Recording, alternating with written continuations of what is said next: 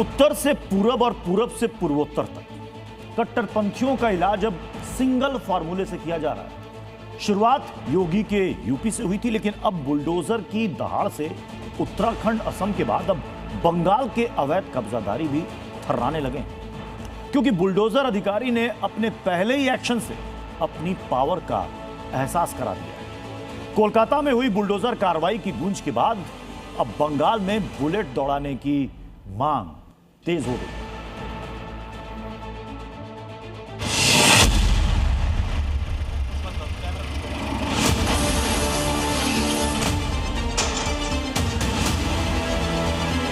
हम लोगों को अपना बात रखने का, हमारा डॉक्यूमेंट सेव करने का, अगर बिल्डिंग डिमोलिश हो जाएगा तो सारा पेपर तो खत्म हो जाएगा। हम लोग कहाँ से पेपर लाएंगे?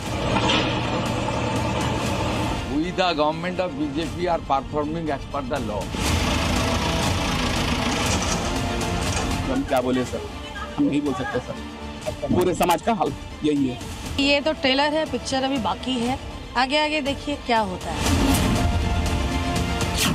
कोलकाता में अवैध फैक्ट्री पर बुलडोजर अधिकारी गर्जे, तो अवैध कब्जाधारियों की तीस निकली, लेकिन बीजेपी ने साफ कर दिया है कि आगे आगे देखिए होता है। ये तो पहले होना चाहिए था, देश में सब जगह होता है और वो सारे चीज जो लागू होना चाहिए सब होगा। शुभेंदु अधिकारी ने सीएम बनने के 5वें दिन सबसे पहला बुलडोजर एक्शन करके अवैध कब्जे पर ऐसा पंच मारा कि बंगाल में ऑपरेशन ट्रिपल बी लागू करने की मांग उठ गई। क्या है ऑपरेशन ट्रिपल बी, आपको बताएंगे। उससे पहले देखिए, जब कोलकाता में इल्लीगल फैक्ट्री पर शुभेंदु अधिकारी का बुलडोजर चला तो कैसे भाईजान की जुबान से उफ निकल। अंदर बंद है, दलील कोई निकालने वाला नहीं है, कोई निकालने नहीं दे रहा है। देखिए कैसे बुलडोजर ने अवैध फैक्ट्री के हर हिस्से को एक एक करके तोड़ डाला। न खिड़की बची, न दीवार, न ही छज्जा। इस फैक्ट्री में आग लगने से 2 लोगों की मौत हो गई, जिसके बाद सीएम शुभेंदु अधिकारी ने अवैध फैक्ट्री पर फौरन एक्शन के निर्देश दे दिए।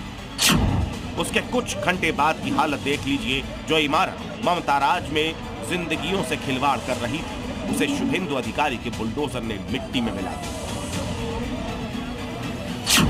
बंगाल में ही 2 और जगहों पर बुलडोजर ने अपनी पोजीशन ली और अवैध इमारत का हश्र क्या होता है, ये अवैध कब्जाधारियों को समझा दिया। वर्तमान रेलवे स्टेशन के बाहर रोहिंग्याओं की अवैध मार्केट रातों रात साफ कर दी। बुलडोजर आया और अवैध रोहिंग्या बांग्लादेशियों ने जो अवैध मार्केट बना रखी थी उसे खत्म कर दिया। तीसरा बुलडोजर एक्शन हुआ उत्तर 24 परगना, जहां बुलडोजर टीएमसी के एक दफ्तर पर चला। यह दफ्तर रेलवे की जमीन पर अवैध रूप से बनाया गया था, जिसे रेलवे प्रशासन ने गिरा दिया। आरोप है कि यहां कई तरह की आपराधिक गतिविधियां भी चल रही थी। इसका इलाज बुलडोजर अधिकारी ने कर दिया। आगे भी अवैध कब्जाधारियों को ट्रीटमेंट ऐसे ही मिलेगा, ये बंगाल सरकार साफ शब्दों में कह रही है। जहाँ इलीगल कंस्ट्रक्शन हुआ है, कब्जा हुआ है, जिसका कारण लोगों को असुविधा हो रही है, जिसके कारण आगजनी आदि ऐसी घटनाएं हो रही है, ये सारा निष्कासन होगा, सारा का समाधान हमारी सरकार करेगी। सिटीजन राइट्स मिलना, तो इसके लिए कुछ भी चलना चाहिए। सवाल है कि क्या ऑपरेशन ट्रिपल बी बंगाल में बुलडोजर और बुलेट से रूल ऑफ लॉ लाएगा। शुभेंदु का बुलडोजर चल गया है, क्या बुलेट दौड़ेगी? ये सवाल इसीलिए उठ रहे हैं क्योंकि हुगली में टीएमसी के दफ्तर में अवैध हथियारों का जखीरा बरामद हुआ है। तो वहीं मुर्शिदाबाद में अब्दुल नाम के टीएमसी कार्यकर्ता पर मां दुर्गा मंदिर में तोड़फोड़ का आरोप लगा। सीसीटीवी में अब्दुल मंदिर के अंदर तोड़फोड़ करता साफ नजर आ रहा है, लेकिन जैसा शुभेंदु ने कहा था, क्या अब्दुल का वैसा ही इलाज होगा? जिस तरीके से भाषा समझता है, आज उस तरीके से भाषा टीएमसी जो करेगा उसका उल्टा चक्कर पड़ेगा। यूपी में तो पहले से ही चल रहा है। अब जनता मांग कर रही है कि यूपी के तर्ज पर बंगाल में भी अपराधियों का बुलेट ट्रीटमेंट। ब्यूरो रिपोर्ट, जी न्यूज़।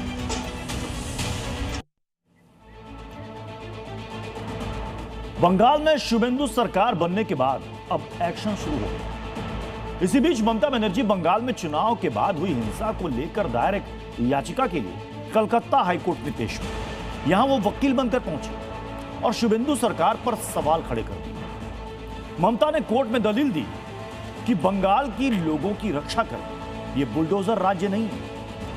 टीएमसी कार्यकर्ताओं के घरों और दफ्तरों पर हमले हो रहे हैं। हिंसा दिन प्रतिदिन बढ़ती जा रही है। पुलिस हस्तक्षेप नहीं कर रही है। लेकिन शुभेंदु अधिकारी पहले ही ये साफ कर चुके हैं कि बीजेपी की सरकार कानून के दायरे में काम कर रही है। बीजेपी सरकार में बातें कम और काम ज्यादा करने पर जोर है। शुभेंदु अधिकारी जानते हैं कि उन्हें क्या करना है, लेकिन ममता की कोर्ट में वकील की वेशभूषा में मौजूदगी पर बार काउंसिल ने सवाल खड़ा कर दिया और पूछा कि किस हैसियत से ममता बनर्जी वकील की वेशभूषा में हाईकोर्ट में पेश हुई।